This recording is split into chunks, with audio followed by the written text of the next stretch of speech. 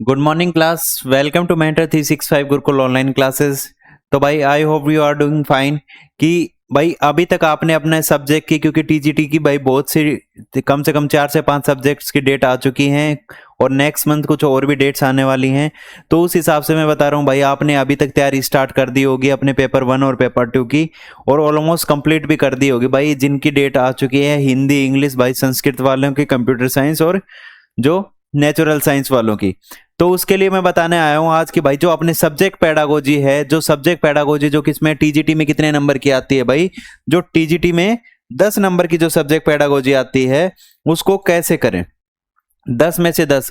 क्योंकि भाई देखो, DSSS भी एक ऐसा एग्जाम है जिसके अंदर देखो आपकी ना तो कभी पोस्टिंग होने वाली, आपकी जॉब हमेशा दिल्ली के अंदर रहने वाली है, और टीचिंग जॉब्स में सबसे ज्यादा पे स्केल है चंडीगढ़ का और दिल्ली का। ठीक है, तो DSSS में अगर आपको जॉब चाहिए ना, तो भाई देखो कभी कम से कम 2 से 3 साल में, अभी जो नेचुरल साइंस के एग्जाम है 2024 के जनवरी फरवरी में इनकी फिलिंग हुई थी, अभी इनका एग्जाम हो रहा है 1-1.5 साल बाद हो रहा है। तो भाई एक पूरी भर्ती इन्हें करवाने के लिए कम से कम 2 से 3 साल ही पूरा टाइम लेते हैं। तो तब तक इनके पास कंपटीशन अच्छा खासा हो जाता है। तो भाई 0.25 नेगेटिव मार्किंग है इसके अंदर, और 0.25 पे भी बच्चे आके रुक जाते हैं। तो 10 नंबर की बात तो यहाँ पे बहुत बड़ी बात है कि भाई 10 में से 10 नंबर आपको कैसे लेके आना है। एक सब्जेक्ट पेडागोजी ऐसा है जो आपने सीटेट के अंदर भी आप कवर करके आए होगे, या फिर और भी आपने स्टेट के एग्जाम्स भी दिए होंगे ना, तो वहां पे भी आपने कवर किया होगा। बट यहाँ पे जो DSSS के अंदर जो सब्जेक्ट पेडागोजी है, इसका लेवल थोड़ा सा हाई लेवल आएगा। इसके अंदर 2 टाइप्स के क्वेश्चन पूछे जाएंगे।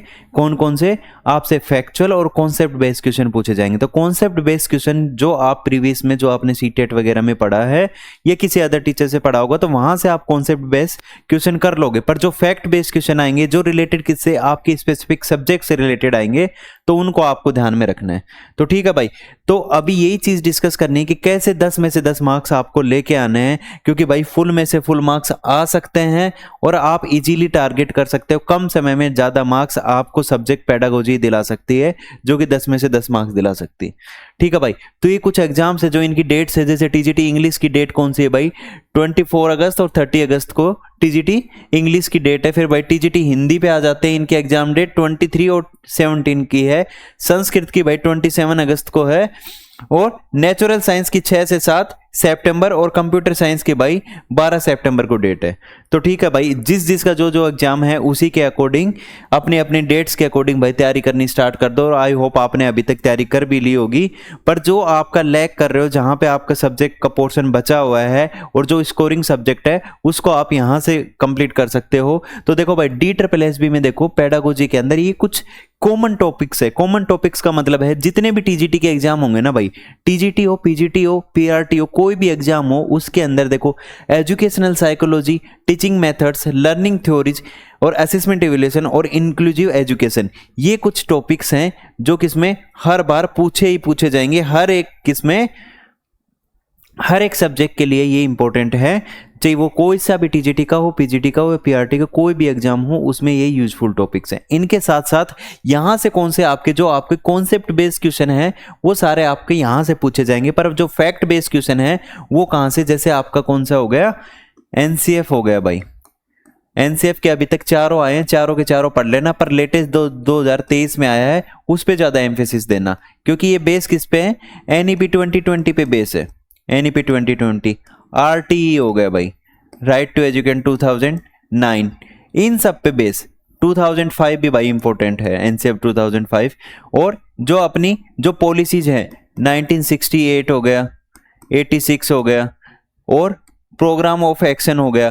तो ये सब 1992 है, जो किसकी, इनका जो इन पे बेसिस क्वेश्चन आते हैं।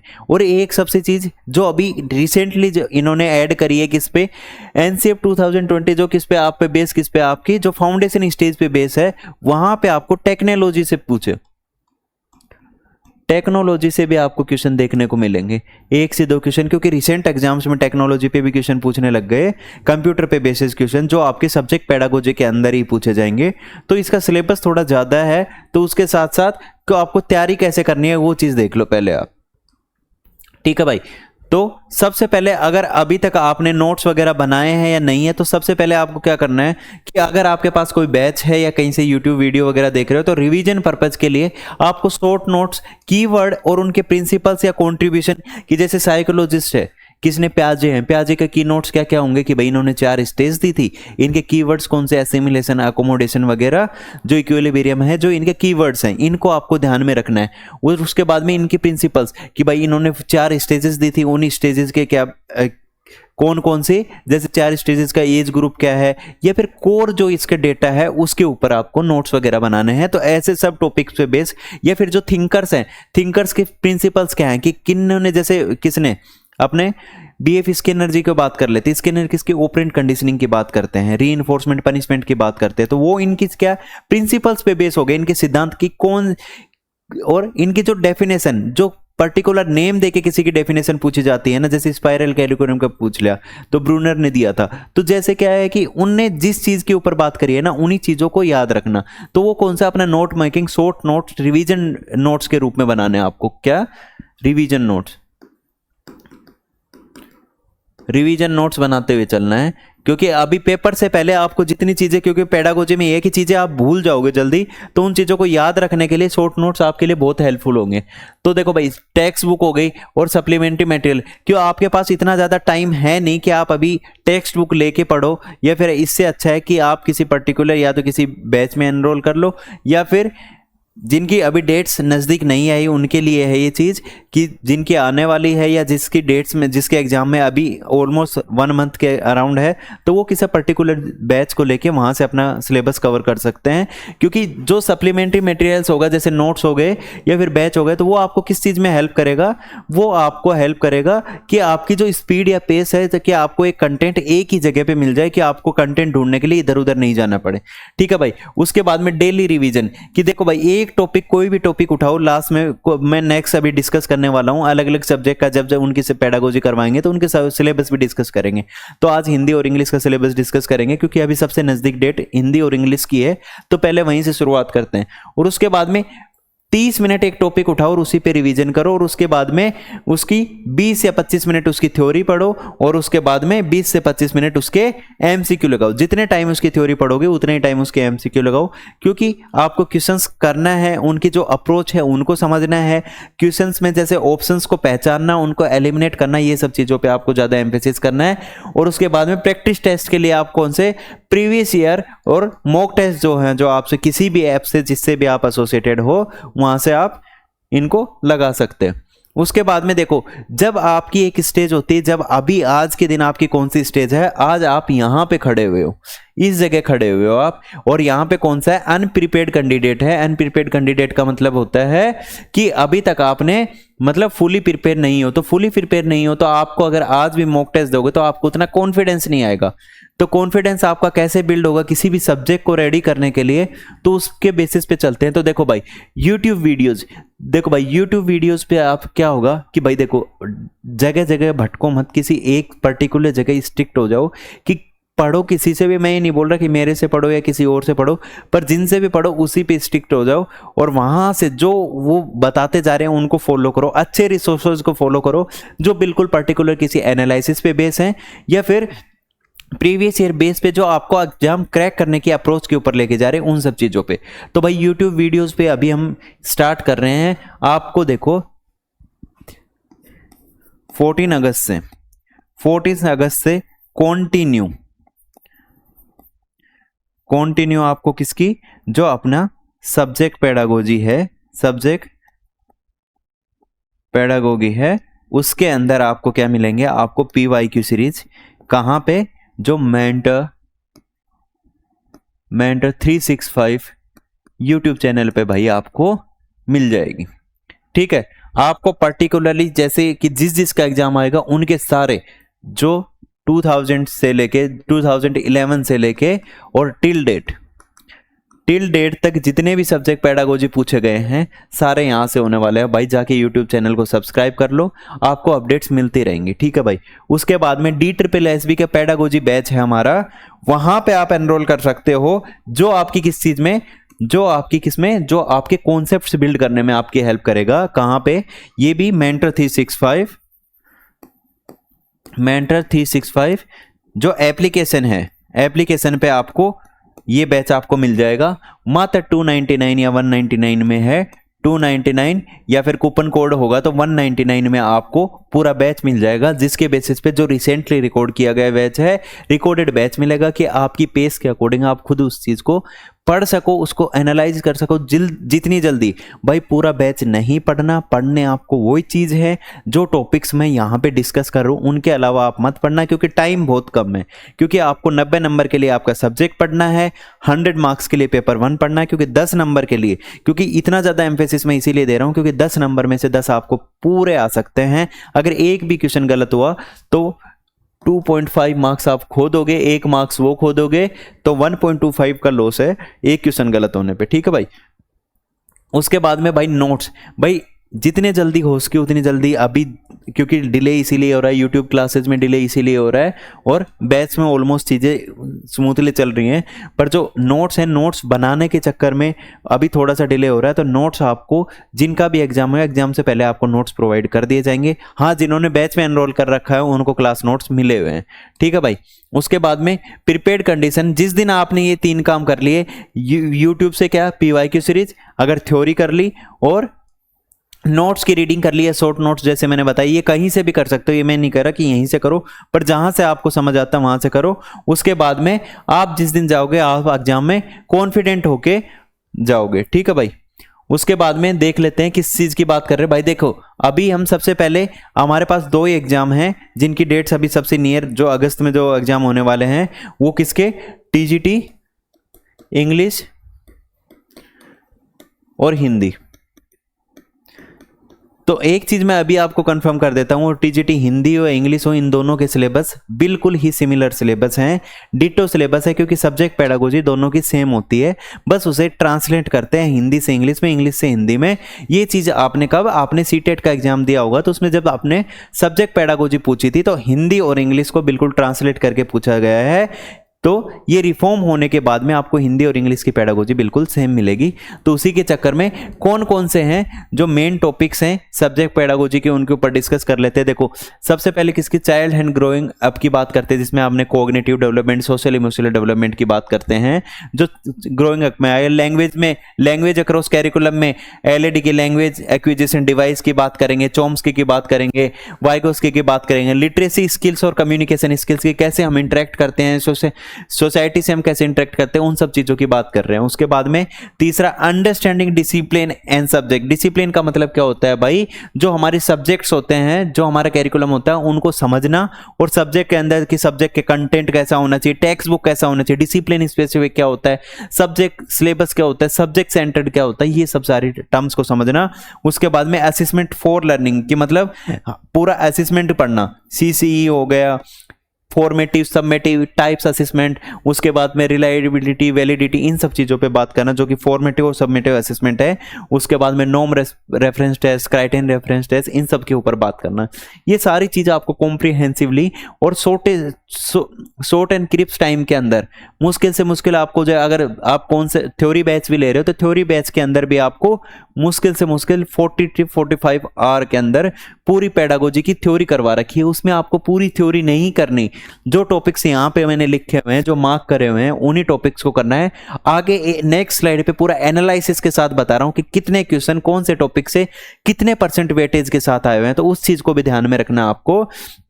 उसके बाद में जैसे drama and art in education, जो क्रिएटिविटी हो गई, ड्रामा हो गया, ये किसमें, हिंदी और इंग्लिश के टॉपिक्स हैं जो इसके किसमें आते हैं, जैसे ड्रामा हो गया, रोल प्ले हो गया, ये इनकी सब्जेक्ट पेडागोजी के अंदर आते हैं, टीचिंग मेथड्स के अंदर आते हैं।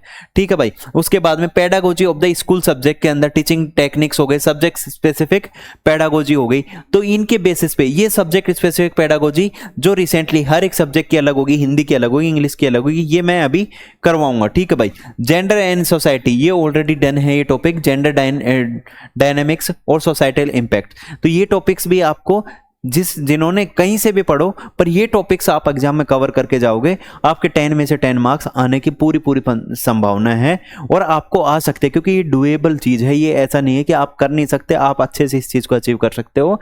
उसके बाद में टीचिंग एंड लर्निंग, लर्निंग के अंदर कौन सी लर्निंग क्या होती है, लर्निंग का प्रोसेस क्या होता है, पॉजिटिव नेगेटिव लर्निंग क्या होती है। उसके बाद में इसके जो लर्निंग के बेस थ्योरीज हो गई, क्लासिकल कंडीशनिंग, ऑपरेंट कंडीशनिंग हो गई, ये सब थ्योरीज भी किसमें, और क्लासरूम मैनेजमेंट, ये सब चीजें किसमें, हमारे लर्निंग और टीचिंग के अंदर आ गई। Creating an inclusive school, inclusive school कैसे क्रिएट कर सकते हैं, डाइवर्सिटी एंड इंक्लूजन और सपोर्ट के साथ, तो उन सब की बात हो रही है। ठीक है भाई, उसके बाद में आते हैं, देखो भाई ये है आपका पूरा क्रक्स, ये आपको अभी तक जितने भी PYQ प्रीवियस ईयर क्वेश्चंस पे बेस आपका पूरा का पूरा एनालिसिस है, जो टॉपिक्स के साथ एनालिसिस है भाई।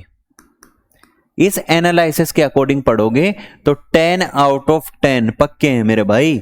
ठीक है, तो सबसे ज्यादा एम्फेसिस किसमें, सब्जेक्ट सेंटर के अंदर, कि भाई असेसमेंट कैसे होता है किसी भी सब्जेक्ट के, हिंदी में कैसे होता है, इंग्लिश में कैसे होता है असेसमेंट, और डायग्नोस्टिक और रेमेडियल टीचिंग हो गए, इन सब चीजों पे ज्यादा फोकस करना है। उसके बाद में कि भाषा के कार्य, प्रकार और अर्जन, लैंग्वेज के फंक्शंस क्या है, लैंग्वेज 1 और लैंग्वेज 2 क्या है, और इनको कैसे हम एक्वायर कर सकते हैं, इनके बात हो रही है। उसके बाद में टीचिंग मेथड्स, टीचिंग मेथड्स किसके भाई, हिंदी के अलग हैं और इंग्लिश के, इंग्लिश और हिंदी के जो टीचिंग मेथड्स हैं उनकी बात कर रही है।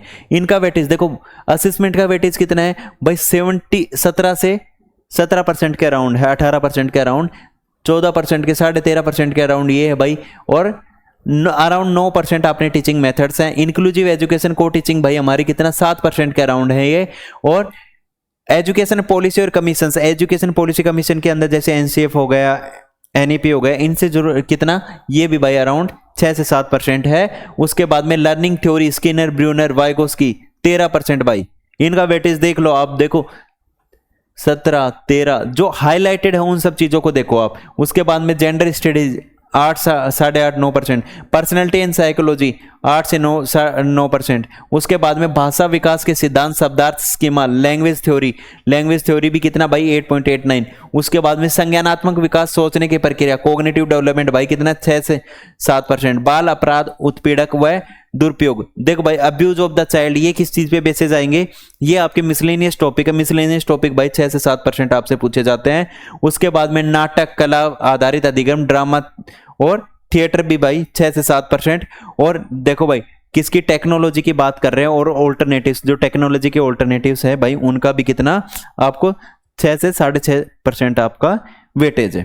ठीक है, तो ये टॉपिक्स आपको किसमें, देखो एक तो आप कहां से थ्योरी कहां से कर लो भाई, थ्योरी आप बैच से स्टार्ट कर दो, और जो क्या बोलते हैं आपका PYQ मैं आपको ऐसे करवाने वाला हूं PYQ कि अगर PYQ अगर आपके एग्जाम में रिफ्लेक्ट होता है तो उससे बाहर एक भी क्वेश्चन नहीं आएगा, इतनी मैं गारंटी देता हूं। एचटेट वालों बच्चों ने हल्के में लिया था, उनको भी बता दिया, एचटेट की जो भाई PGT की शिफ्ट है उसमें से 29 क्वेश्चन डायरेक्ट अपने लास्ट की जो 7 घंटे की मैराथन थी, 7 घंटे की मैराथन में एचटेट के अंदर, एचटेट PGT के अंदर, एचटेट PGT के अंदर भाई 29 मार्क्स का मैंने एक सिंगल वीडियो से 29 मार्क्स का आया है, और TGT के अंदर 28 मार्क्स का, क्योंकि 2 मार्क्स का तो जो फैक्ट बेस्ड थे, एस्टेट TGT जो फैक्ट बेस्ड क्वेश्चन थे वो हमारी उसमें कवर नहीं हो पाए, क्योंकि नई चीज भी पूछेंगे, बिल्कुल PYQ ही रिपीट नहीं करेंगे।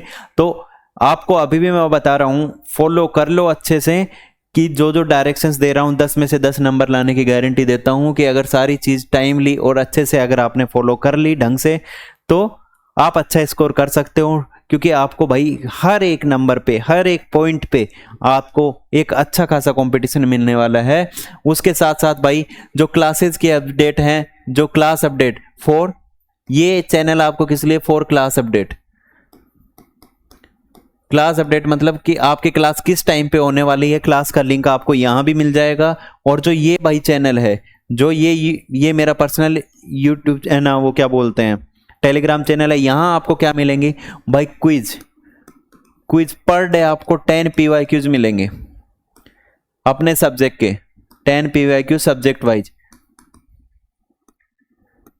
कि भाई आप हिंदी, इंग्लिश, सोशल साइंस या फिर मैथ्स और साइंस, आप किसी भी सब्जेक्ट को, आपको यहाँ पे क्विजेज मिलेंगी, आपको यहाँ पे नोट्स और आपके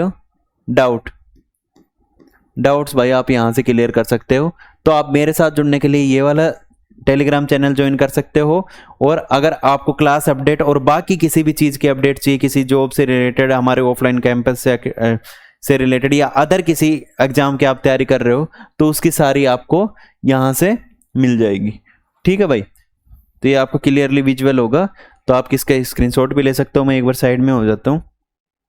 ठीक है, आई होप आपने ले लिया होगा।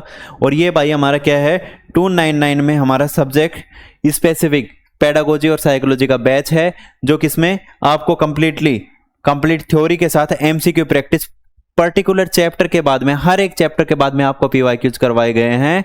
पीवाईक्यूज हर एग्जाम पे बेस है। और DSSB के लिए जो पीवाईक्यू सीरीज है जो अभी स्टार्ट होने वाली है कॉन्टिन्यूसली 14 अगस्त से,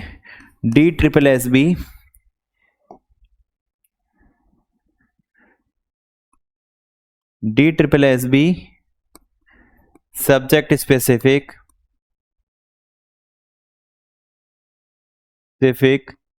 PYQ series, PYQ start at 14 अगस्त से भाई आपको कंटिन्यू देखने को मिलेंगे। एक एक दिन में 2-2 क्लासेज भी आपको देखने को मिलेंगे, क्योंकि आपके एग्जाम में इतना टाइम नहीं बच रहा। उसके बाद में भाई जो नेचुरल साइंसेज की तैयारी कर रहा है, नेचुरल साइंस की तैयारी कर रहा है DSSB नेचुरल साइंस के लिए, तो नेचुरल साइंस के लिए भाई हमारे पास जो ये बायोलॉजी, फिजिक्स और केमिस्ट्री की जो बुक्स हैं ये आप यहाँ से आप बाय कर सकते हो। ये बुक्स का अच्छा रिस्पॉन्स है, बहुत ज़्यादा। इसमें कंटेंट पूरा कंसोलिडेट करके दिया गया है DSSB के बेसिस पे। DSSB के एग्जाम के अकॉर्डिंग ये देख के ये बुक बनाई गई है।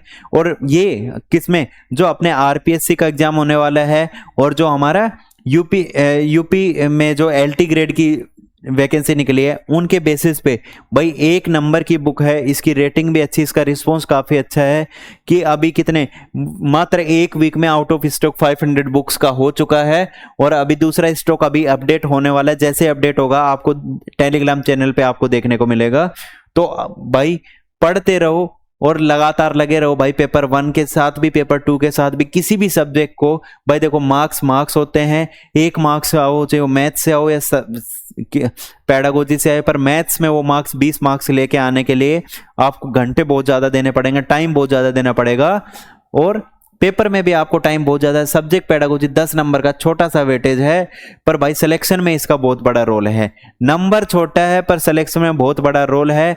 मैं अभी भी कह के बता रहा हूँ आपको, जो एग्ज़ाम अभी तक मैंने पढ़ा है, अभी तक मैंने HTET पढ़ाया है, HTET के अंदर बच्चों को 29 और 28 मार्क्स दिलाए हैं। आप जो 7 घंटे की YouTube चैनल पे मेंटर 365 पे आप जाके देख लो, कमेंट्स में आपको देखने को मिल जाएगा कितने मार्क्स का आया है। उसी के साथ अभी भी मैं बता रहा हूँ आपको कि भाई लगातार पढ़ते रहो और आगे बढ़ते रहो। और DSSB के लिए भाई, DSSB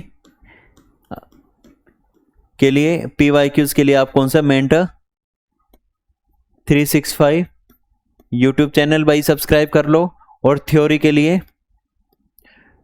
लिए आप कहाँ से भाई, मेंटर 365 एप्लीकेशन पे जाके आप एनरोल कर सकते हो भाई। ठीक है, एक कितना मात्र से मात्र अगर कूपन अवेलेबल हुआ तो 199 और अगर नहीं है तो भी 299। भाई एक बार मार्केट जाते हो ना, मार्केट जाते टाइम भी अगर आप एक बार किसी चीज़ को खाने के लिए भी खड़े हो गए ना तो भाई 300 रुपये तो ऐसे चले जाते हैं। तो आप अपने पढ़ने के लिए 10 नंबर के लिए इतना तो कर सकते हो।